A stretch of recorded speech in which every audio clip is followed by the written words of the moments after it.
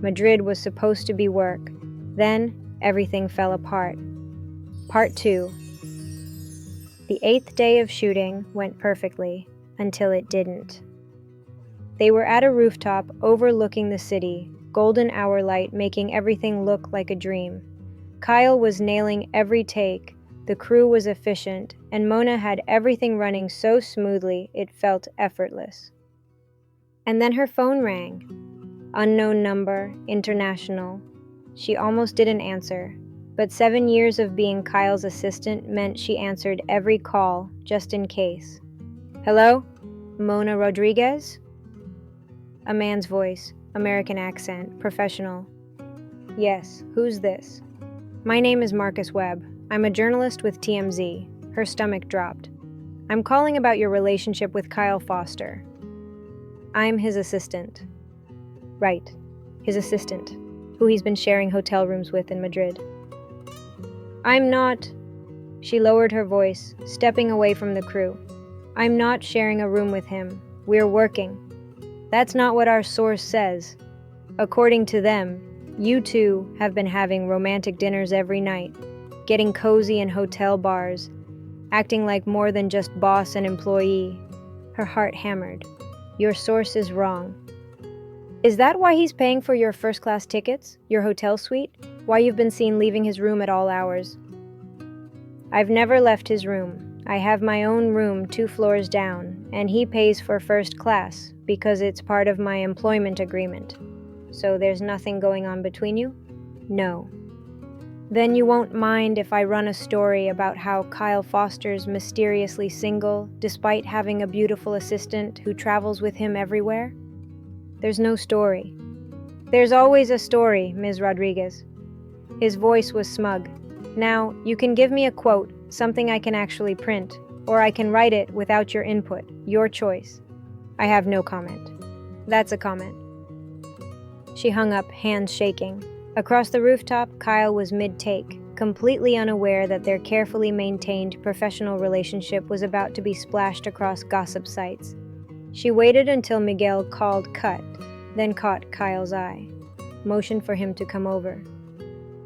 What's wrong? He asked immediately, reading her face. TMZ called. They think we're together. His jaw clenched. What? Someone told them we've been having dinners, that I've been in your room. You haven't been in my room. I know that, but someone thinks differently. She crossed her arms, suddenly cold despite the warm evening. They're going to run a story. Let them. Kyle. Let them, Mona. Who cares? I care. This is my reputation, my job. If people think I'm sleeping with you to what? Keep your job? His voice was sharp. You're the best assistant I've ever had. You earned this position. No one who actually knows you would think otherwise. But the people who don't know me will. Then forget them. That's easy for you to say. You're the star, I'm the help. He flinched. Don't. Don't what? Tell the truth? Don't act like that's all you are. He stepped closer. You're not the help, Mona. You're... Kyle Foster, Miguel called. We're losing the light. Kyle's hands fisted at his sides, but he stepped back. We're not done talking about this. Yeah, we are. She turned and walked away, pulling out her phone to call the hotel's PR contact. This needed to be handled, controlled, before it became a wildfire that burned everything she'd built. By the time they wrapped, she'd spoken to 3 different publicists, Kyle's manager, and her own lawyer. The story was going to run, there was no stopping that, but they could control the narrative, issue a statement, emphasize the professional relationship, make her invisible again, safe again. The car ride back to the hotel was silent. Kyle sat on one side, Mona on the other, the distance between them feeling like miles. At the hotel, he followed her to her room. Kyle, I'm tired. I don't care. He waited while she unlocked her door, then followed her inside before she could stop him. The room was neat. It always was. Her suitcase in the corner, laptop on the desk, nothing out of place. The only personal item was a photo of the girls on the nightstand, both of them grinning at the camera with missing teeth and wild hair. Kyle stared at that photo for a long moment. "Is this really what you want?" he asked quietly. "To spend your whole life invisible? To let people like that journalist decide what your life means? I want to be safe." "Safe is a prison if you choose it out of fear," says the man who has everything. "I don't have everything." He turned to face her. "I don't have you." "Kyle. And before you tell me I never did, that's crap. I've had 7 years of you, Mona. 7 years of your laugh and your competence and the way you make everything better just by being there. 7 years of falling in love with you and not saying anything because I was scared of messing it up. You're still my boss." "Then fire me," she blinked. "What?" "Fire me. Quit. Walk away from the job. Then I'm not your boss anymore, and that excuse doesn't work." "I can't just quit." "Why not?" "The girls, the rent, I'll take care of it." "No, Mona, no!" Her voice cracked. "I won't be that woman, Kyle. The one who gives up everything for a man. The one who depends on someone else to survive. I've worked too hard, sacrificed too much to become that. I'm not asking you to depend on me. I'm asking you to let me love you. It's the same thing." "It's not." He stepped closer. "Mona, I'm not asking you to quit. I'm not asking you to change your life. I'm just asking you to let me be part of it. Really part of it. Not as your boss. As your man. I can't. Can't or won't. Both." Tears slid down her cheeks. "Because I love you, okay? I've loved you for years, and it terrifies me. Because loving you means risking everything. And I can't risk everything. Not for this, not even for you." Kyle went very still. "You love me?" "Of course I love you. How could I not?" She wiped at her face angrily. "You're kind and patient and genuine in a world full of fake. You create music that actually means something because you care about the truth in it. You make me laugh when I'm stressed. You're loyal to your friends, your family, the people who work for you. You get me in a way no one else does. You actually care about the girls, like, really care. Because that's who you are. You're everything, Kyle. You're so real." "Then why?" "Because love isn't enough." Her voice broke on the words. "My mom loved my dad, and she still died and left him broken. My sister loved those men, and they still used her and threw her away. Aunt Phoebe loved her husband, and he still left her when she got sick. Love doesn't protect you. It just makes you vulnerable." "Mona, I can't be vulnerable. I have 2 little girls depending on me to keep it together, to keep them safe, to not fall apart." Kyle moved closer, slowly, like she was something wild that might bolt. "You're already falling apart, Mona. You're just doing it alone." "I have to." "No, you don't." He reached out, cupping her face in his hands. His palms were warm, rough, gentle. "Let me catch you. Please." She wanted to. God, she wanted to. But fear was louder than want. Fear was safer than hope. "I need you to leave," she whispered. His hands dropped. "Okay." "Kyle." "It's okay." His smile was sad. "You know where to find me when you're ready." "I'm not going to be ready." "We'll see." He left quietly, the door clicking shut behind him. Mona collapsed on the bed and let herself break. Mona woke up with swollen eyes and a pounding headache. The Madrid sun was too bright through the curtains. Her phone showed 7 missed calls, 3 from Aunt Phoebe, 2 from TJ, and 2 from Kyle's manager.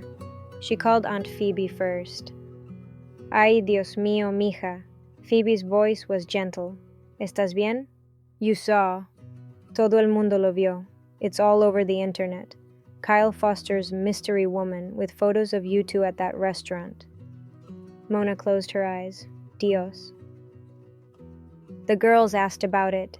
Sarah wanted to know if you were going to marry Kyle." Her chest tightened. "What did you tell them?" that you work for him, that the internet lies about everything, that they should eat their breakfast. Pero mira, they weren't upset. They were excited. Misha said, finally, like she'd been waiting for it. Tia. Those girls love Kyle. They talk about him all the time. Mr. Kyle says this. Mr. Kyle bought us that. Mr. Kyle remembers everything. They see what you won't let yourself see. No es tan fácil. It's exactly that simple. You love him, he loves you, mi amor. Everything else is just fear talking. Fear keeps people safe. Fear keeps people alone. Phoebe's voice softened. Mi amor, I didn't raise you to be scared.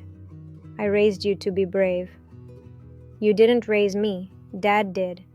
Really, stupida, your father kept you alive. I taught you how to live. There's a difference. Mona's throat burned. I don't know how to do this. Do what? Risk everything. Choose myself. Let someone in. You start small. You tell the truth. You let yourself want something. You stop punishing yourself for being human. I have to go. I have work. Mona, te quiero, tia. Tell the girls I'll call them tonight. She hung up before Phoebe could argue. The bathroom mirror showed a disaster. Mascara smudged under her eyes, hair a mess, her cross necklace tangled. She looked like she'd been crying for hours, because she had been. She showered, washing away the evidence. Put on her armor, black pants, simple blouse, hair pulled back so tight it hurt. Minimal makeup to hide the redness. Professional, invisible, safe. Her phone buzzed. TJ, saw the photos. You okay? Mona, I'm fine, just bad gossip. TJ, you sure? Because it looked pretty cozy. Mona, we were having dinner, that's all. TJ, okay, if you say so. TJ, still thinking about us? About making it official? She stared at that message for a long time. Mona, can we talk when I get back? TJ, sure, looking forward to it. She set the phone down and stared at her reflection. This was the right choice. The safe choice. TJ was good and stable, and he wouldn't break her heart because her heart wasn't fully in it to begin with. That was safer, wasn't it? The last day of shooting was at a private estate outside Madrid, all white stone and olive groves and views that went on forever. The final scene, Kyle alone, walking away from the camera, the song's ending playing as the sun set. Poetic, beautiful, the perfect conclusion. Mona coordinated everything from a distance. She confirmed equipment, managed the crew, made sure Kyle had what he needed. But she didn't talk to him directly. Sent messages through his stylist, through Miguel, through anyone but herself, cowardly, but necessary. Kyle didn't push. He did his job, hit his marks, gave Miguel exactly what he needed. Professional, perfect. And when he looked at the camera, something in his expression made Mona's chest ache, like he was singing to someone who couldn't hear him, like his heart was breaking in real time. She told herself she was imagining it.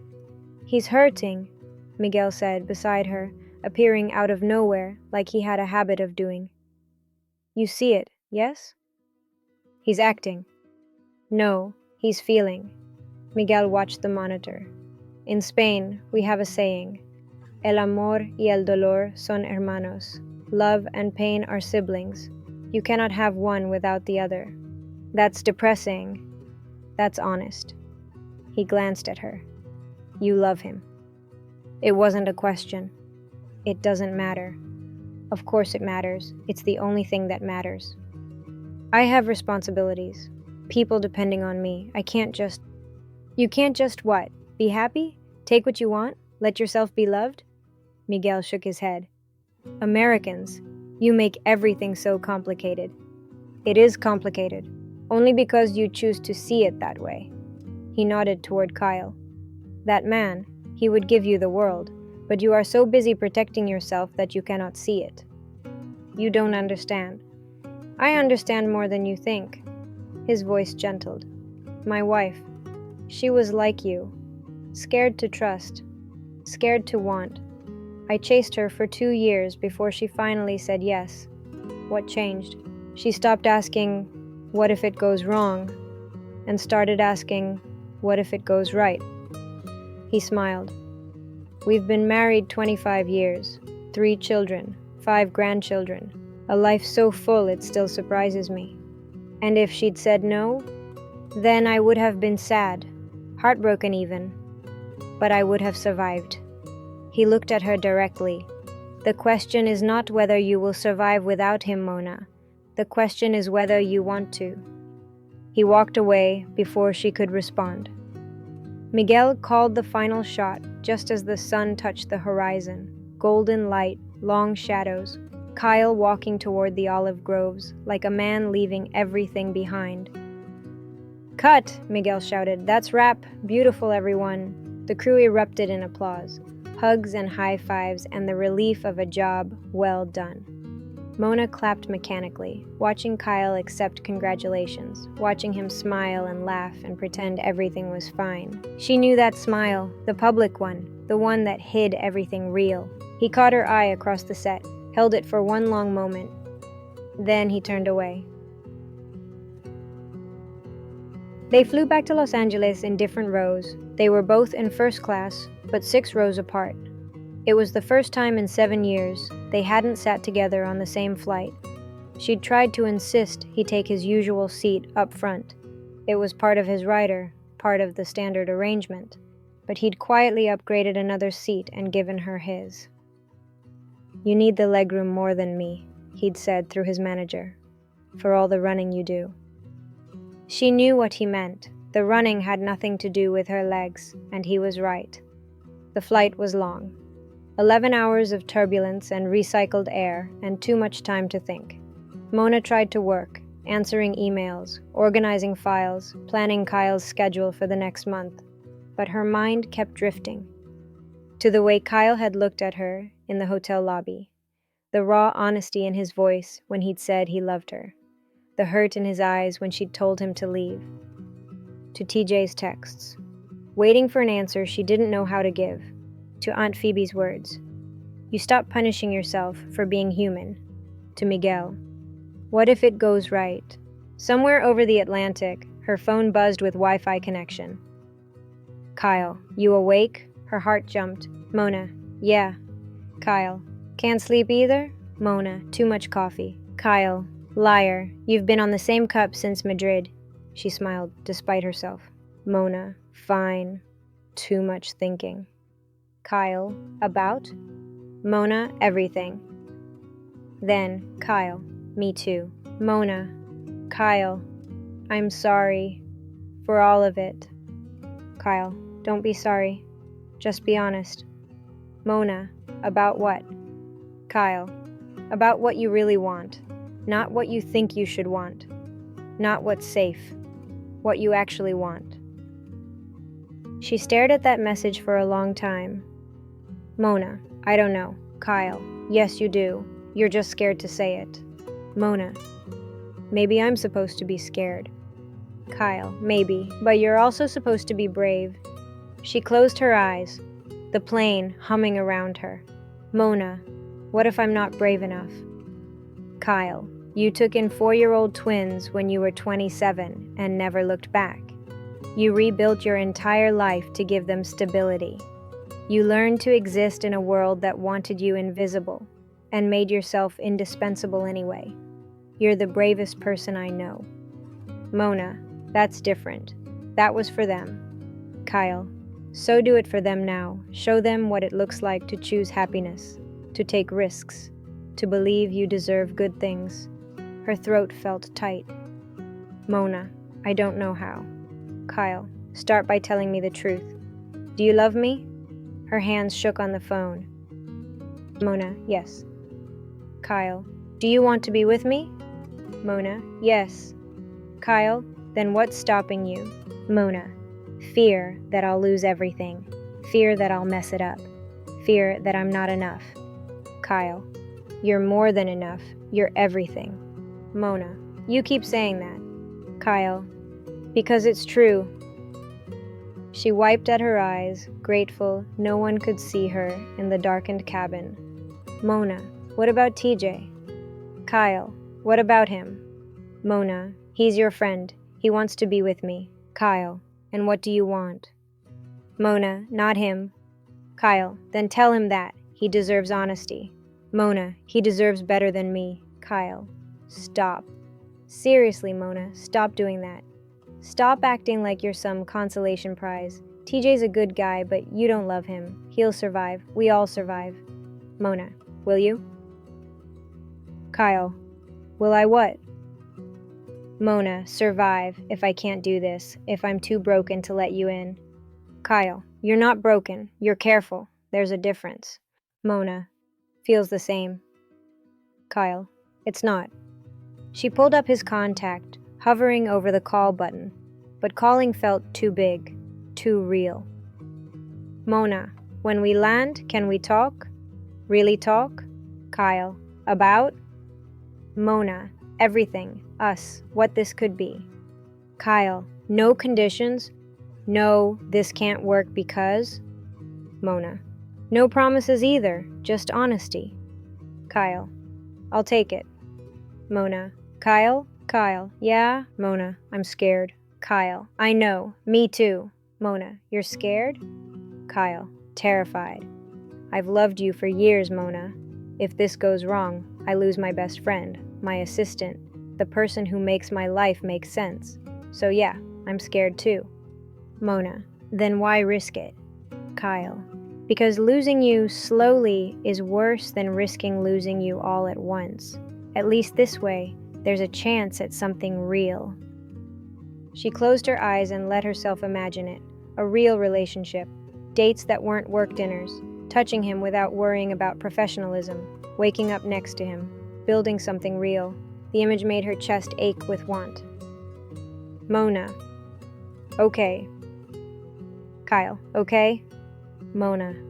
Okay, we'll talk. Really talk. When we land.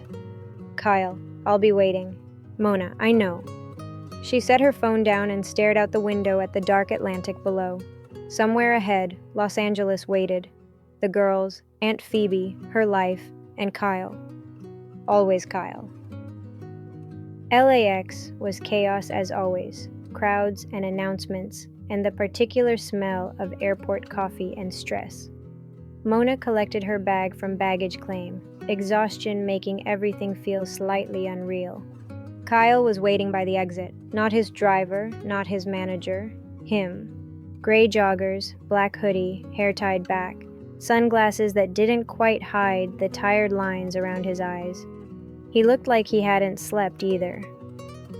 Hi, he said when she reached him. Hi, you want to do this now or later? Now, before I lose my nerve. Okay. He grabbed her suitcase handle. They walked to his car in silence, a sleek black SUV with tinted windows.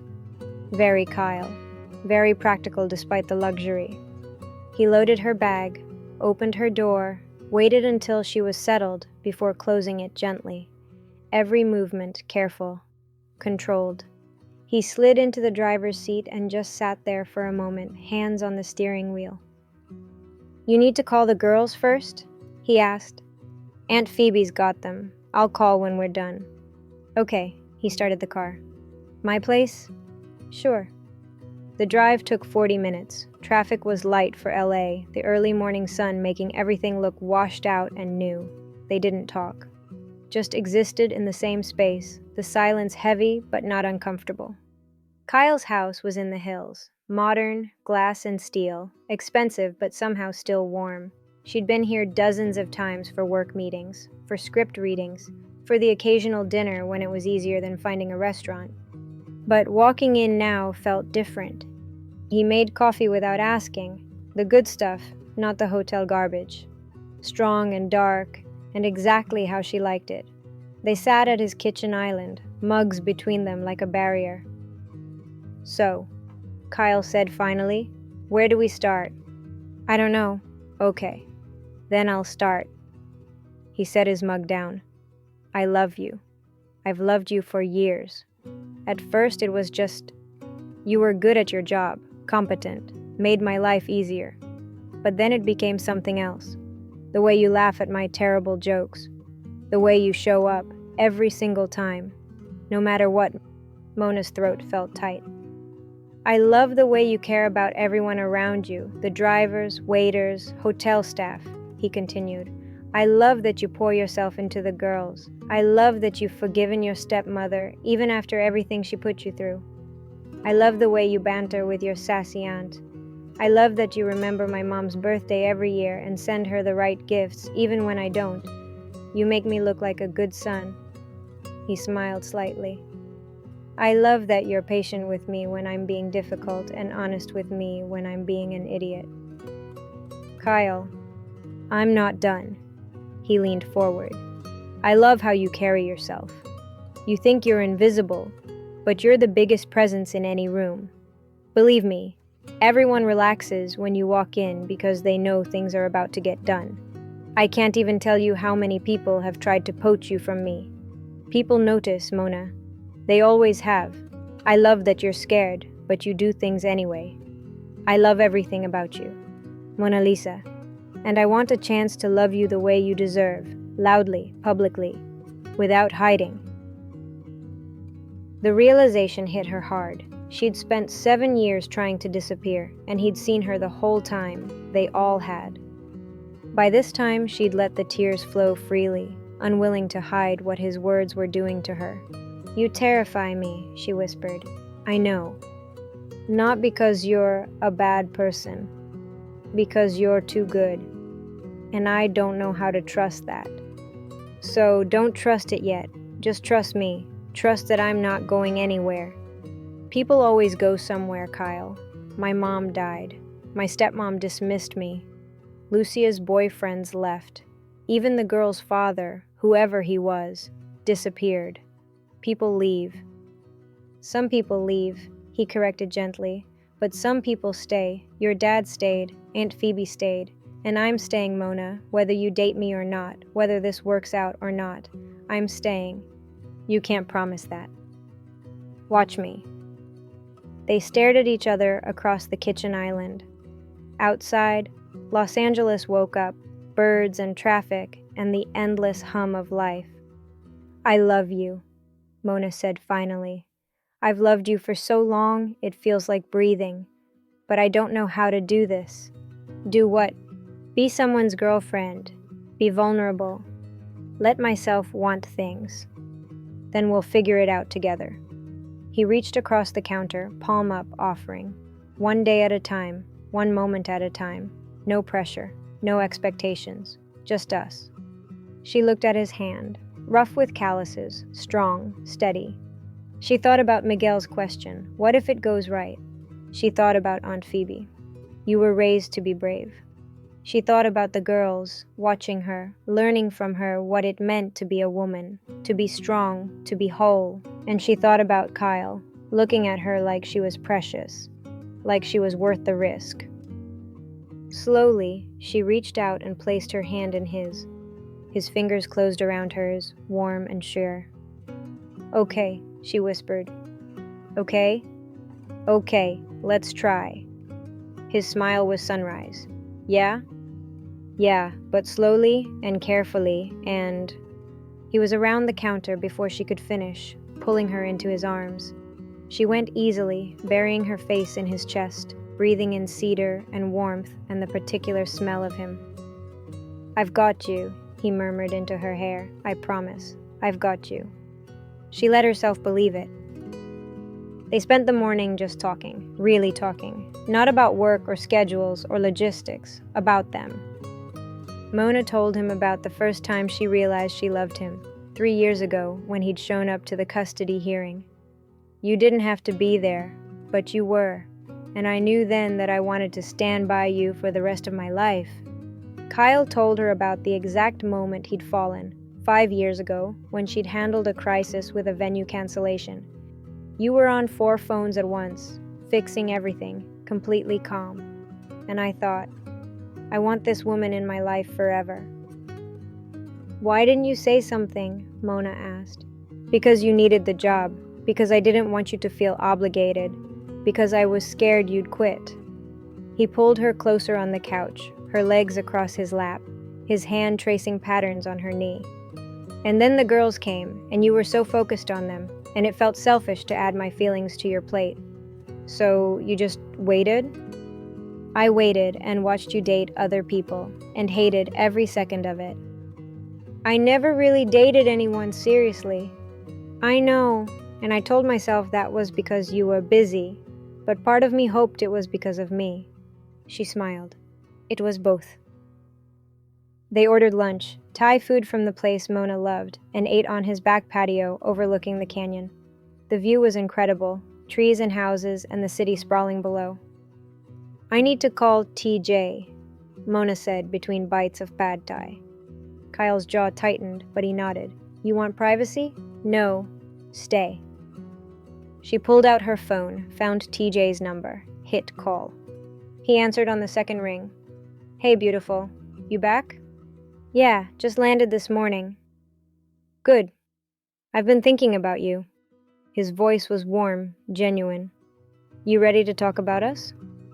That's actually why I'm calling. She took a breath. TJ, you're an amazing guy. You've been nothing but kind, and respectful, and genuine, and I'm so grateful for that.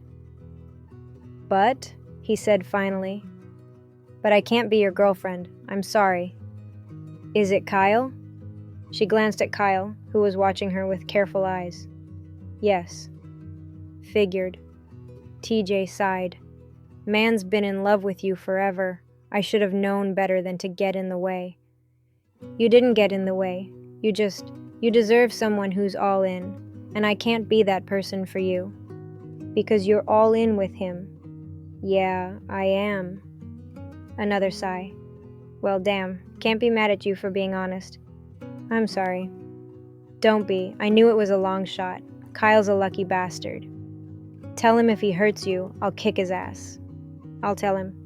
Take care of yourself, Mona. You too, TJ. She hung up and set the phone down. He took that well, Kyle said. He's a good guy. He is, just not your guy. No, not my guy. She looked at him. You're my guy.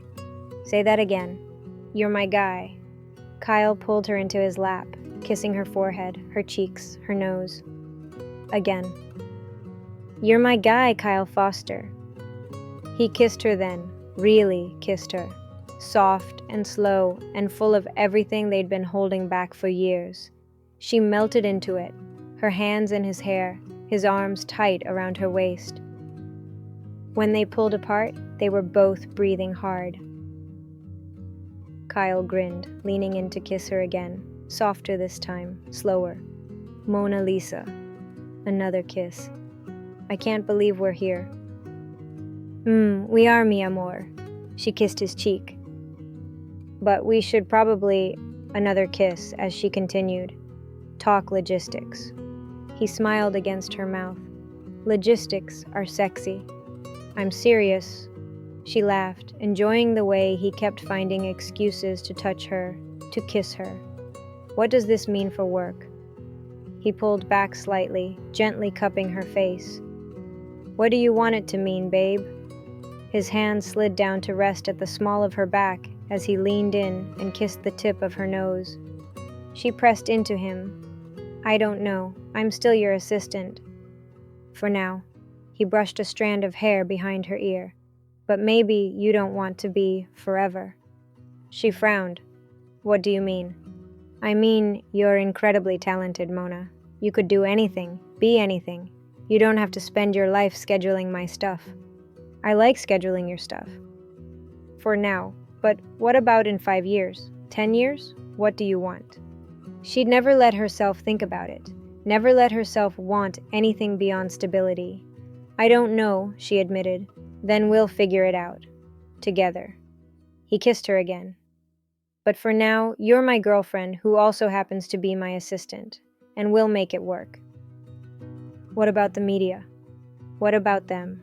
They're going to have a field day with this. Let them. I don't care what they say as long as you're with me. Kyle. Mona. I'm 33 years old. I've been in this industry for over a decade. I've learned that the only opinions that matter are the people I love. Everyone else is just noise. Easy for you to say. Then let me make it easy for you too. He cupped her face. I'll hire you a publicist. We'll put out a statement. We'll handle it together, okay? Okay. Anything else? The girls. I need to tell them. Want me there when you do? You'd do that? Mona. I love those girls almost as much as I love you. Of course I'll be there. Her chest felt full. Too full. Like something was expanding inside her that had been compressed for years. I need to go home, she said. See them, make sure they're okay. Okay, I'll drive you. Kyle, you don't have to. But I want to. He stood, pulling her up with him. Besides, I miss those kids. And I have a sneaking suspicion Misha's going to give me the 3rd degree. Mona laughed. Oh, she absolutely will. Good, I'll pass with flying colors. Confident. About you? Always. The apartment looked exactly the same. Small, worn, lived in, loved. Mona heard the girls before she saw them, their voices carrying through the thin walls. And then Mrs. Patterson said we're doing a solar system project. That's boring. I want to do volcanoes. You always want to do volcanoes, Misha. Outside, Kyle grinned beside her. You ready? No, but let's do it anyway. She unlocked the door. Auntie! Both girls shrieked in unison, launching themselves at her before she'd even fully stepped inside. She caught them, barely, laughing, as they nearly knocked her over. Both girls wrapped around her waist from either side, both talking at once. Did you bring me a fan? Did you get my soccer ball? Did you see the famous places? Did you take pictures? Ay, Dios mío, niñas, let her breathe. Aunt Phoebe's voice came from the kitchen, followed by Phoebe herself. She stopped short when she saw Kyle.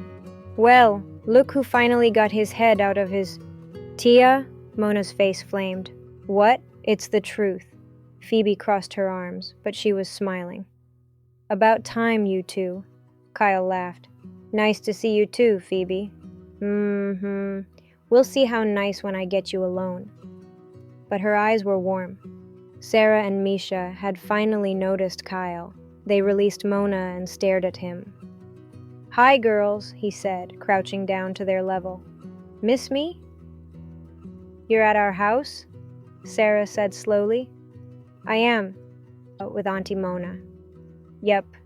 Are you guys married now? Misha asked bluntly. Misha, Mona gasped. What? The internet said. The internet lies about everything, Mona said firmly. You know that. But you're together now, right? Sarah's voice was hopeful.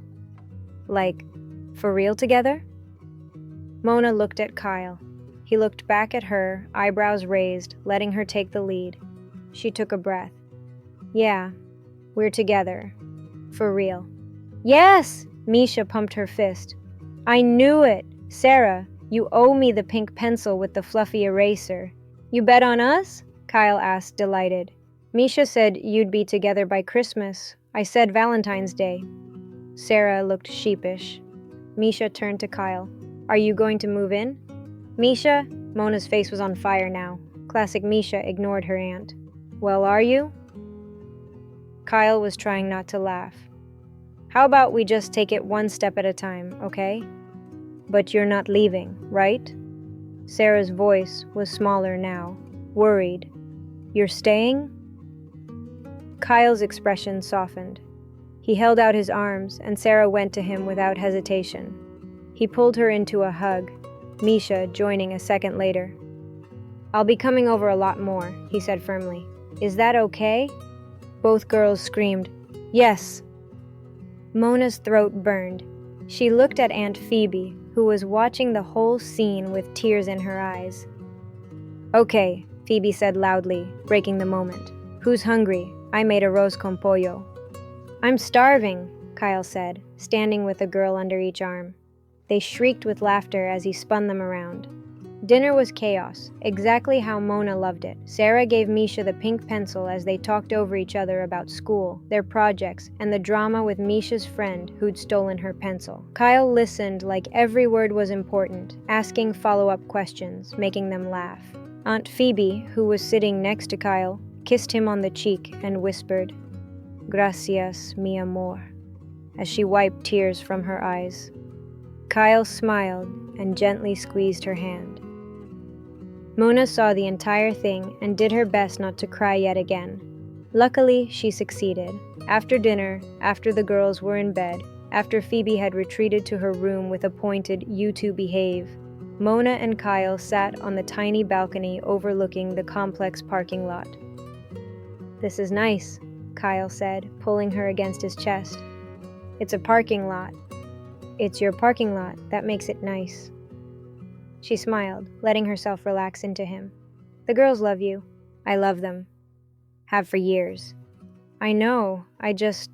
Seeing it like this, it's different." "Good different?" "Really good different." They sat in comfortable silence, watching the parking lot below, a car pulling out, someone unloading groceries. In the apartment, she could hear Phoebe's TV, some telenovela, probably. The neighbor's dog barking, life happening all around them. "Thank you," Mona said finally. "For what?" "For waiting. For being patient. For not giving up on me even when I gave up on myself." "I'd never give up on you. I could have waited for you forever." Mona Lisa Isabella Rodriguez. "I love you," she said. She turned in his arms, looking up at him. His face was shadowed in the dim light, but she could see his eyes, dark and warm and full of everything she'd been too afraid to want. "I love you too." "No, I mean," she struggled for the words. "I love you in the way that terrifies me. The way that makes me want to rearrange my whole life. The way that makes me understand why people write songs and poetry and do stupid things." He smiled. "Good. Because that's how I love you too." He kissed her there on the balcony in her small corner of Los Angeles.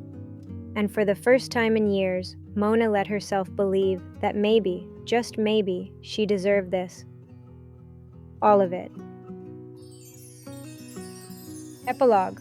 Full circle, 2.5 years later. The house smelled like Aunt Phoebe's cooking, always did on Sundays.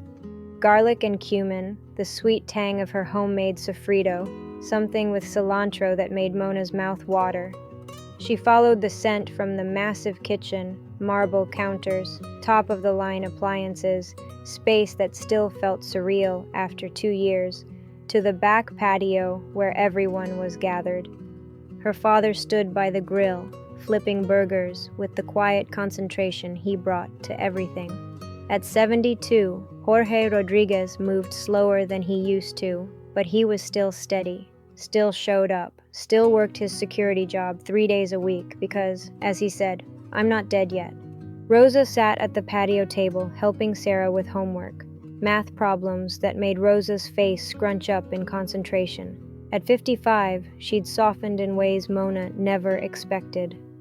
The apology had come 6 months after the wedding, tearful and genuine. "I was jealous of a child, of the way your father loved your mother. I'm so sorry, mija." It hadn't fixed everything overnight, but weekly dinners helped. So did watching Rosa with the girls, patient, loving, the grandmother she'd never been able to be as a stepmother. Misha splashed in the pool, all long limbs and 9-year-old energy. Water droplets caught the late afternoon sun, turning the air into prisms of light. Sarah had abandoned her homework to join her sister, both of them shrieking as Kyle cannonballed between them. The splash sent water arcing over the pool deck, soaking the concrete dark.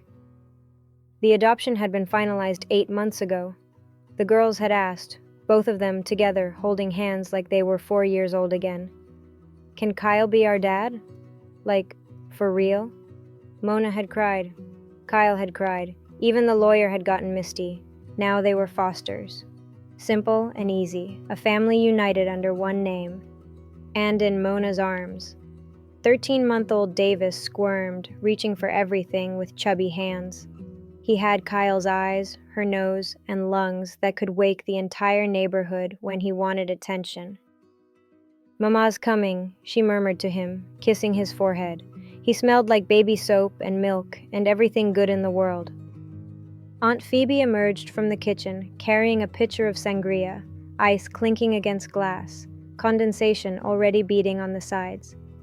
At 67, she still moved like she was decades younger, though she'd finally agreed to slow down on the Zumba after pulling her back last summer. "Mija, sit," Phoebe ordered. "You're 8 months pregnant.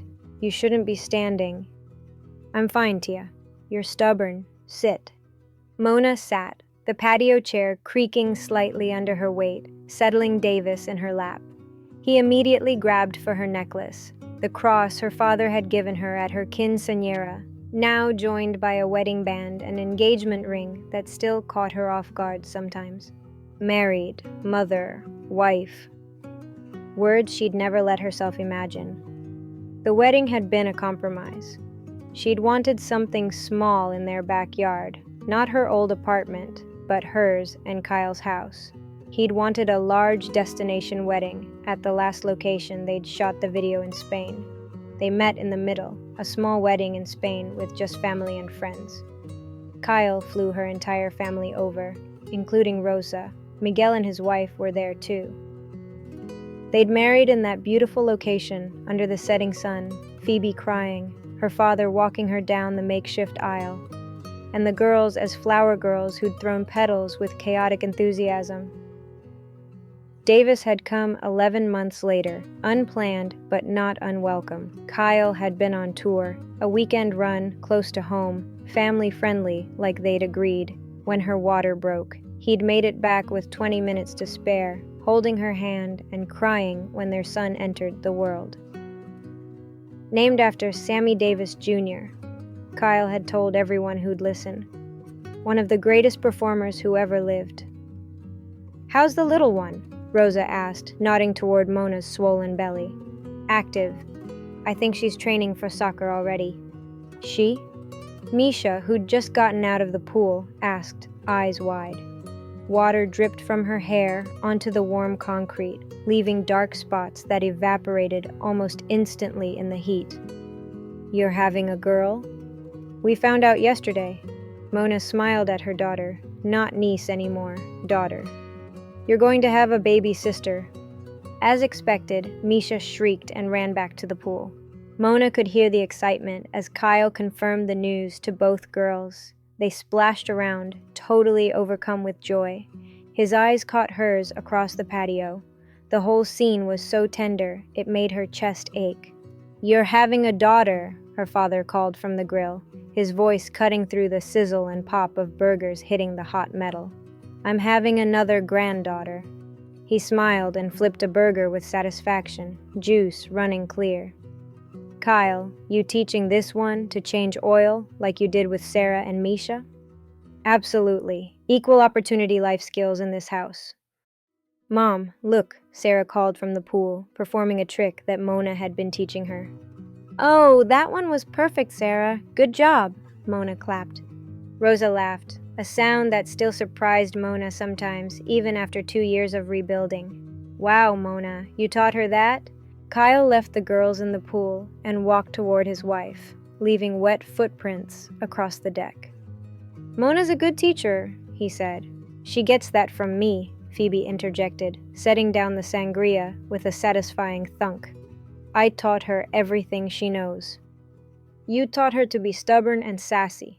"Exactly, everything she knows." Everyone laughed. Davis reached for Kyle, who took him easily, settling their son on his shoulders. Mona watched them, her husband, her son, her daughters, her family, and felt that familiar fullness in her chest.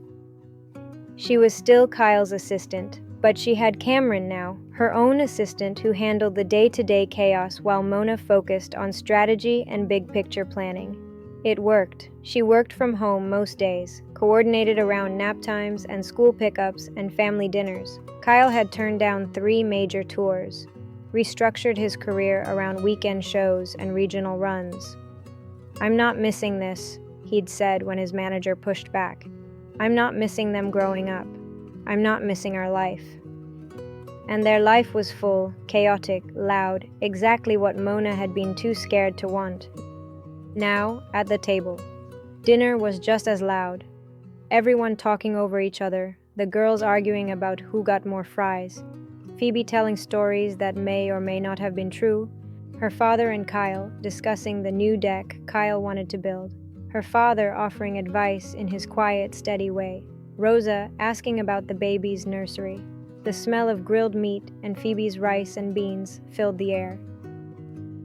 Later, after everyone had gone home, her father and Rosa back to the house Kyle had bought for them a year before, Phoebe to her room in the main house. She'd moved in 6 months ago when her arthritis got bad.